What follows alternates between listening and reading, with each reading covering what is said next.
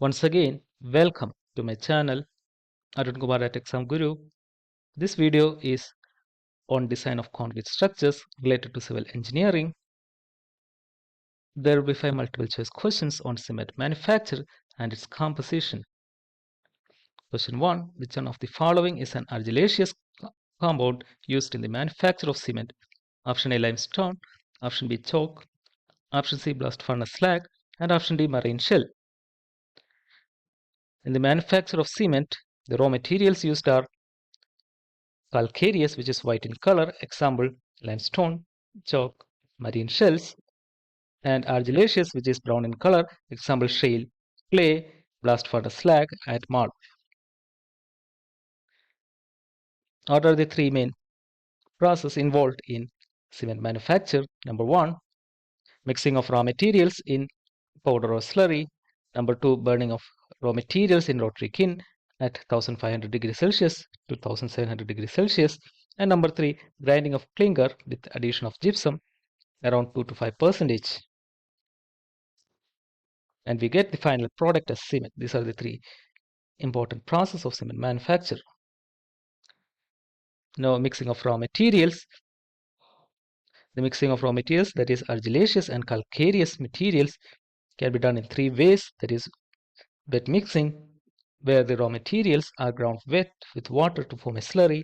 In the case of dry mixing, the raw materials are ground dry into a powder.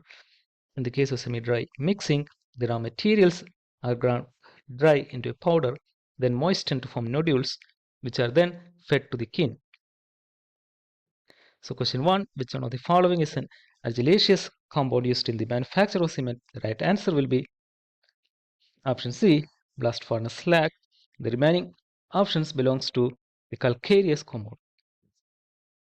Question 2, what is the size of clinkers produced in the manufacture of cement?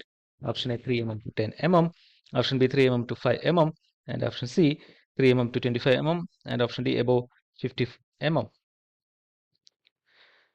Now, what are the components of a typical cement manufacturing plant?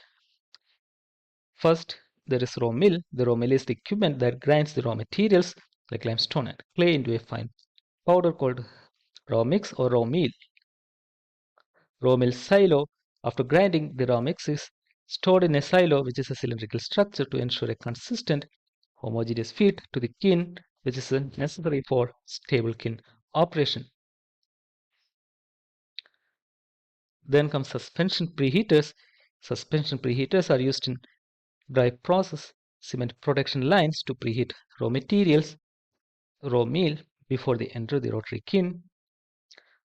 The rotary kiln is a long rotating cylinder, often inclined slightly, where raw materials are fed in at one end and undergo a series of chemical transformations as they move towards the other end. Fuel like coal or natural gas is burnt within the kiln, generating intense heat that is transferred to the raw materials through radiation and convection. Rotary kiln has a length ranging from 10 meters to 180 meters and diameter ranging from 2 to 8 meters, with larger kilns having length to diameter ratio as 30:1 to 40:1. Rotary kiln rotates at a rate of 1 to 3 revolutions per minute to ensure even heating of raw materials. As the raw materials are heated in the rotary kiln, they undergo a series of chemical reactions, including the decomposition of limestone into calcium oxide and carbon dioxide, which is a key step in forming cement clinker. The resulting clinker, that consists of small, hard, granular particles of size 3 mm to 25 mm, is then cooled and ground with gypsum to produce cement. So this is a typical cement manufacturing plant, where you can see on the left raw mill silo, then preheater, rotary kiln, and clinker silo. So question 2, the size of the clinkers produced in the manufacture of cement. The right answer will be option C, 3 mm to 25 mm. Now question 3, which of the following box compounds reduce the cost of cement? Option A, C3A, option B, C3S, option C, C2S, Option D, C4AF. Now, what are the physical changes that happens to cement after water is added? Let's take the cement in a pan and we add water to the cement. The cement paste is formed when water is added, which is plastic in nature. That is, we can make any shape out of cement paste. After a few time, as time passes, the cement loses its plasticity and starts setting. That is, change from plastic to solid state. So what is the physical change that happens to cement after water is added? That physical change is known as setting, that is change from plastic to solid state. What are the chemicals present in cement? The cement comprises of the box compound, which is a combination of 4 compounds, that is C3A, C3S, C2S, and C4AF. Then there are alkalis, which comprises of K2O and Na2O, that is sodium and potassium oxides. Then gypsum. Now in the box compound, the letter C represents CaO, calcium oxide. S represents silica, that is silicon dioxide. A represents aluminum oxide, Al2O3, and F represents Fe2O3. The reaction of cement with water is known as hydration. Now, what are the chemical changes when water is added to cement? We have seen the chemicals in the cement. Now, what happens when water is added to cement, how these chemicals react with water. Now, among these chemicals, box compound will be the first to react with water, and among this box compound, C3A is the first to react with water, and it reacts with water to form CaH, and this reaction happens for the first 3 hours, and the reaction is exothermic, and there is an evolution of 820 joules per gram of heat in this reaction. CaH represents calcium aluminohydrate.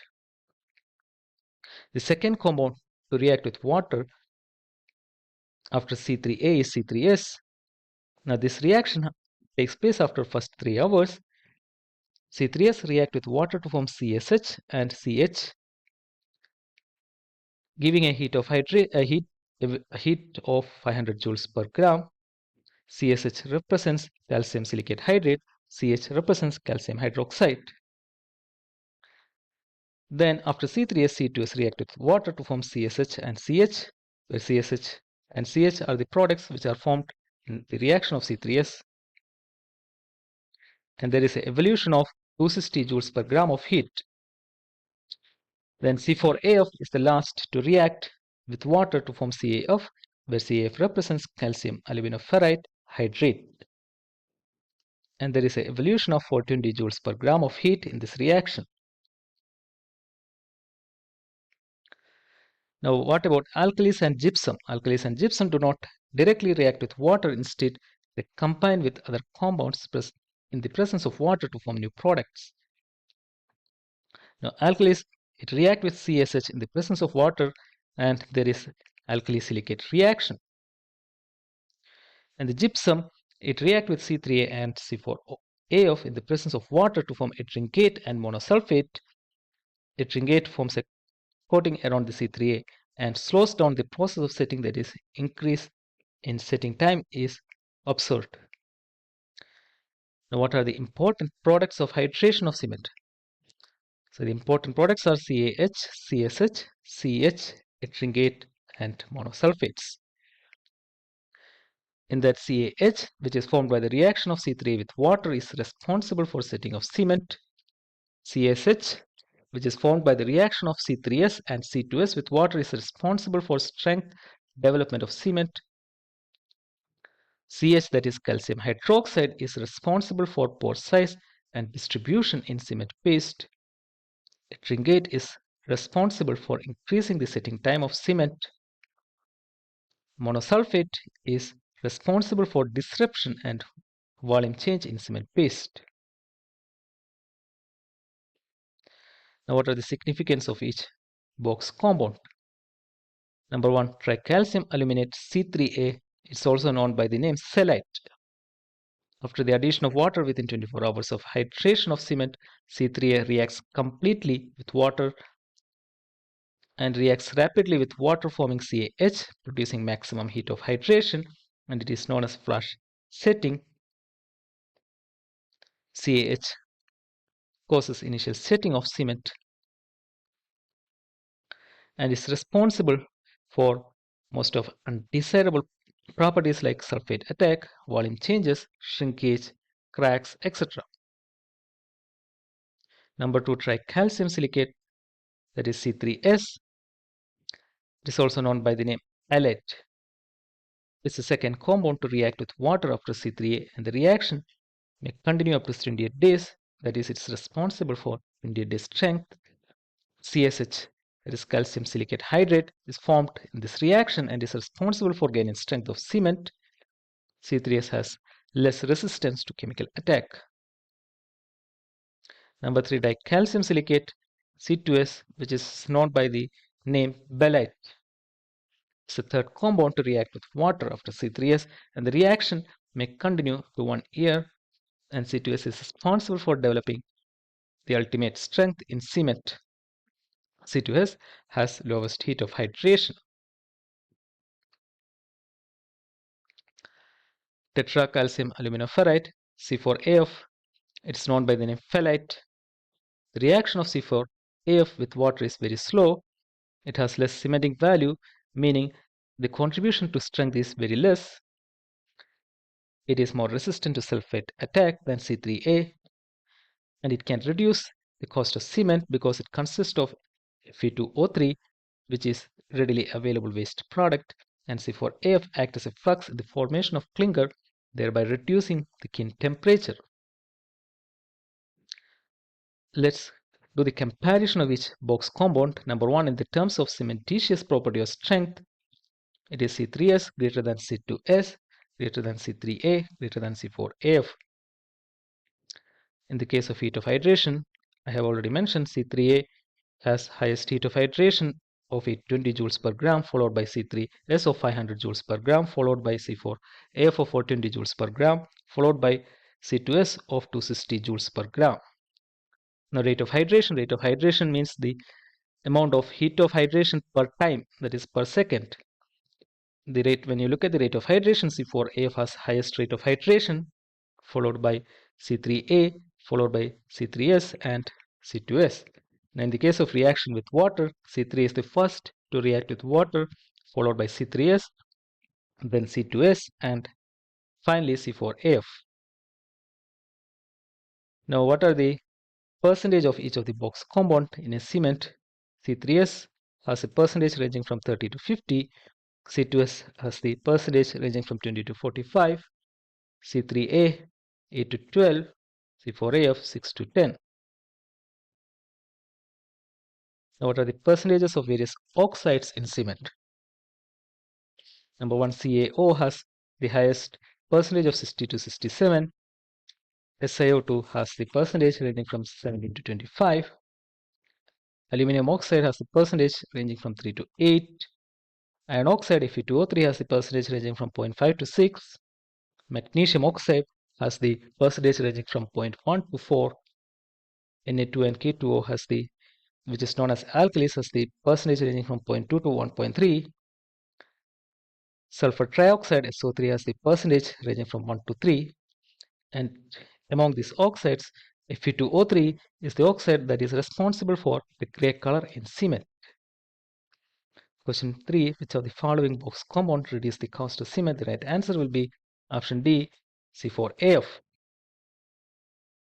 Now, question 4, what is the effect of increasing the fineness of cement? Option A, increase in the rate of heat evolved. Option B, increase in the rate of gain in strength. Option C, both of the above, and option D, none of the above. Now, if you look at the graph showing the variation of rate of heat evolution with respect to time with addition of water in a cement. So this is the graph, and the graph is divided into 5 parts. And in the stage 1, which is known as pre-induction stage, there is high heat of evolution due to the reaction of C3 with water. So this is stage 1.